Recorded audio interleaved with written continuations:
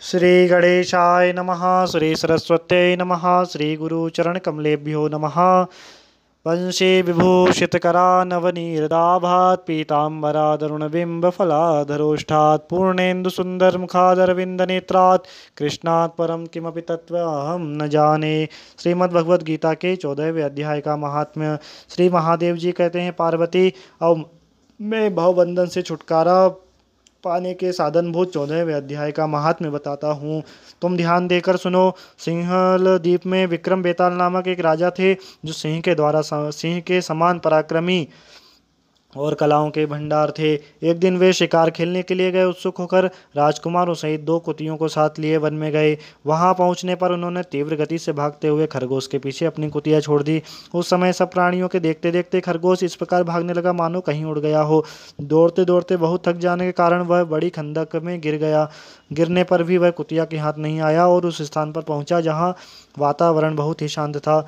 वहां हरिण निर्भय होकर सब और वृक्षों की छाया में बैठे रहते थे। बंदर भी अपने आप टूटकर गिरे हुए नारियल के फलों और पके हुए आमों से पूर्ण तप्त होते थे।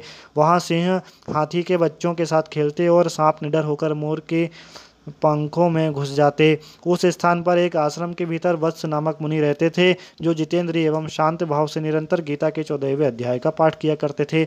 आश्रम के पास ही वत्स मुनि के किसी शिष्य ने अपना पैर धोया था। ये भी 14वें अध्याय का पाठ करने वाले थे। उसके जल से वहां की मिट्टी गीली हो गई और खरगोश का जीवन कुछ शेष था। वह हाँफता हुआ आकर उसी कीचड़ में गिर पड़ा। उसके स्पर्श मात्र से ही खरगोश दिव्य विमान पर बैठकर स्वर्गलोक को चला गया। फिर कुतिया भी उसका पीछा करती हुई आई। वहां उसके शरीर में कुछ कीचड़ के छींटे लगे। फिर भूख प्यास की पीड़ा रहित हो कुतिया का रूप त्याग कर उसने दिव्यांगना का रमणीय रूप धारण कर लिया तथा गंधर्वों से सुशोभित दिव्य विमान पर आरूढ़ हो वह भी स्वर्गलोक को चली गई। यह देखकर मुनि के मेधावी शिष्य स्वकंधर हंसने लगे। उन दोनों के पूर्व जन्म के वैर के कारण सोचकर उन्हें बड़ा ही विस्मय हुआ। उस समय राजा के नेत्र भी आश्चर्यचकित हो गए। उन्होंने बड़ी भक्ति के साथ प्रणाम करके पूछा, विप्रवर, नीच योनि में पड़े हुए दोनों प्राणी कुतिया और खरगोश ज्ञानहीन होने पर भी स्वर्ग में चले गए, इसका क्या कारण है? इसकी कथा सुनाइए। शिष्य ने कहा, भूपाल वन में वत्स नामक ब्राह्मण रहते हैं। वे जितेंद्रिय ब्रह्मात्मा हैं। गीता के 14वें अध्याय का सदा जप किया करते हैं। मैं उन्हीं का शिष्य हूँ। मैंने भी ब्रह्म विद्या में विशेषता प्राप्त की। गुरु जी की ही भांति मैं भी 14वें अध्याय का प्रतिदिन जप करता हूँ। मेरे पैर धोने के जल में लौटने के कारण वह खरगोश कुतिया के साथ ही स्वर्गलोक को प्राप्त हो गया। अब मैं अपने हंसने का कारण बताता हूँ। महाराष्ट्र में प्रत्येदक नामक महान नगर है। वहाँ केशव नाम का एक ब्राह्मण रहता था, जो कपटी मनुष्यों में अग्रगण्य था। उसकी स्त्री का नाम विलोभना था। वह स्वच्छंद विहार करने वाली थी। इससे क्रोध में आकर जन्म भर के बैर को याद करके ब्राह्मण ने अपनी स्त्री का वध कर डाला और उसी पाप से उसको खरगोश की योनि में जन्म मिला। ब्राह्मणी भी अपने पाप के कारण कुतिया हुई। श्री महादेव जी कहते हैं, यह सारी कथा सुनकर श्रद्धालु राजा ने भी गीता के 14वें अध्याय का पाठ आरंभ कर दिया। इससे उन्हें परम गति की प्राप्ति हुई। बोलिए श्री कृष्णचंद्र भगवान की जय। श्री परमात्मने नमः। श्री अथ चतुर्दशोऽध्यायः। श्री भगवान उवाचो, परम भूय प्रवक्ष्यामि ज्ञानानां ज्ञानोत्तमं यज्ञात्वा मुनयः सर्वे पराम सिद्धिमतो गतः। उसके उपरांत श्री कृष्ण भगवान बोले, हे अर्जुन, ज्ञानों में भी अति उत्तम परम ज्ञान को भी मैं तुम्हारे लिए फिर कहूँगा, जिसको जानकर सब मुनिजन इस संसार से मुक्त होकर परम सिद्धि को प्राप्त हो गए। हे अर्जुन, इस प्रकार ज्ञान को आश्रय करके अर्थात धारण करके मेरे स्वरूप को प्राप्त हुए पुरुष सृष्टि के आदि में पुनः उत्पन्न नहीं होते, प्रलय काल में भी व्याकुल नहीं होते, क्योंकि उनकी दृष्टि में मुझ वासुदेव से भिन्न कुछ भी वस्तु नहीं है।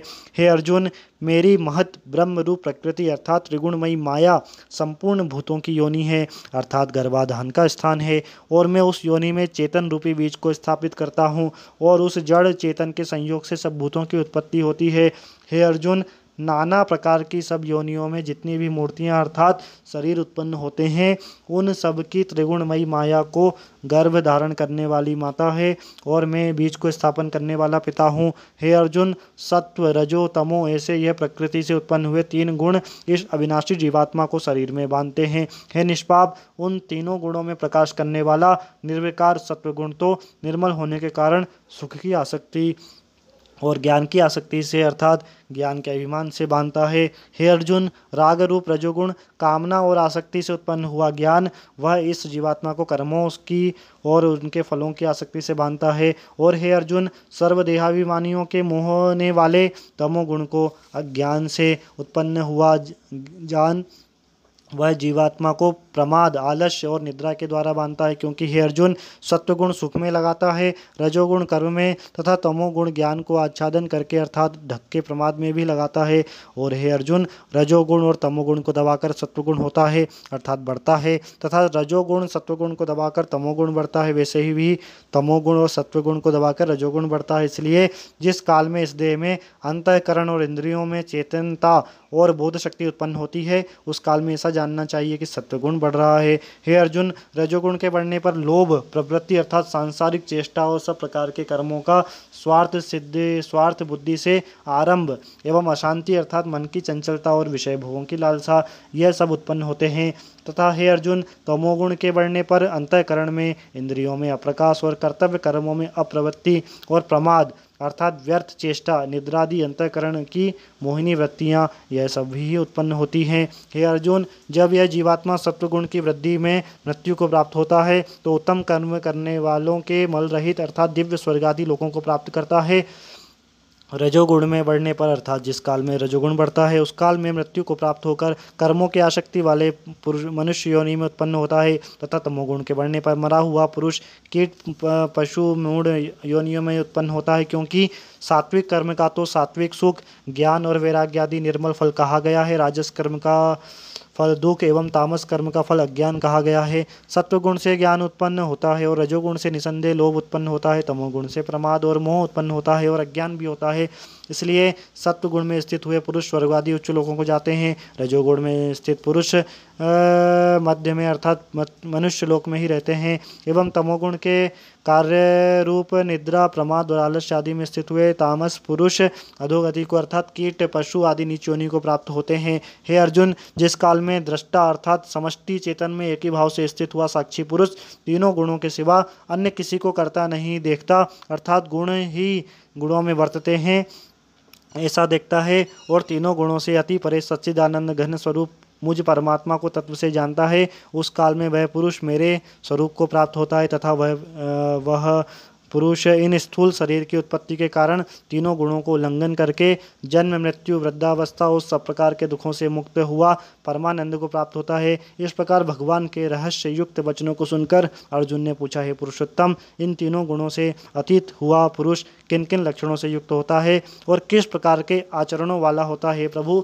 मनुष्य किस उपाय से इन तीनों गुणों से अतीत हुआ होता है? इस प्रकार अर्जुन के पूछने पर श्री कृष्ण भगवान बोले, हे अर्जुन, जो पुरुष सत्व गुण के कार्य रूप प्रकाश को और रजोगुण के कार्य रूप प्रवृत्ति को तथा तमोगुण के कार्य रूप मोह को भी ना प्रवृत्त होने पर बुरा समझता है और ना निवृत्त होने पर उसकी आकांक्षा करता है, तथा जो साक्षी के सदृश स्थित हुआ गुणों के द्वारा विचलित नहीं किया जा सकता और गुण ही गुणों में वर्तते हैं, ऐसा समझता हुआ जो सच्चिदानंद घन परमात्मा में एक ही भाव से स्थित रहता है एवं उस स्थिति से चलायमान नहीं होता, तो जो निरंतर आत्मभाव में स्थित हुआ दुख सुख को समान समझने वाला है तथा मिट्टी और पत्थर की स्वर्ण में समान भाव वाला और धैर्यवान है, तथा जो प्रिय और अप्रिय को बराबर समझता है और अपनी निंदा स्तुति में भी समान भाव वाला है, तथा जो मान और अपमान में सम है एवं मित्र एवं बैरी के पक्ष में भी सम है, वह संपूर्ण आरंभों में कर्तापन के अभिमान से रहित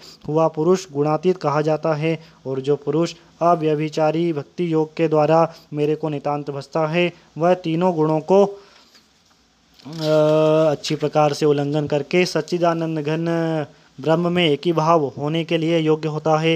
हे अर्जुन, उस अविनाशी परब्रह्म और अमृत का तथा नित्य धर्म का अखंड एकरस आनंद का मैं ही आश्रय हूँ, अर्थात उपर्युक्त ब्रह्म, अमृत, अव्यय और शाश्वत धर्म तथा एकांतिक सुख, यह सब मेरे ही नाम है, इसलिए इनका मैं परम आश्रय हूँ। बोले श्री कृष्णचंद्र भगवान की जय। श्रीमद् भगवद गीता रूपी उपनिषद एवं ब्रह्म विद्या योग शास्त्र विषय श्री कृष्ण अर्जुन के संवाद में गुणत्रय विभाग योग नामक 14वां अध्याय। श्री बांके बिहारी लाल की जय। भक्त वत्सल सरकार की जय। श्री पितृरूपी जनार्दन महाराज की जय।